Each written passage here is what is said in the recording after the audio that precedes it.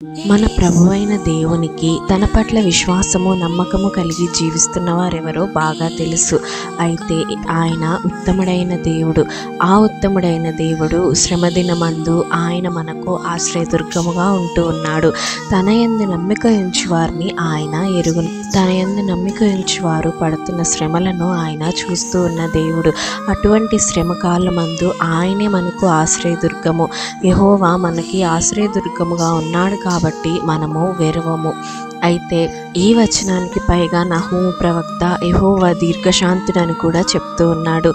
ఎంతోమంది నరులు పాపములో పడిపోతూ ఉన్నా కూడా దేవుడు దీర్ఘశాంతము కలిగి వారు దేవుణ్ణి తెలుసుకోవాలని ఆయన ఎంతగానో శాంతము వహిస్తూ ఎదురు చూస్తూ ఉన్నాడు.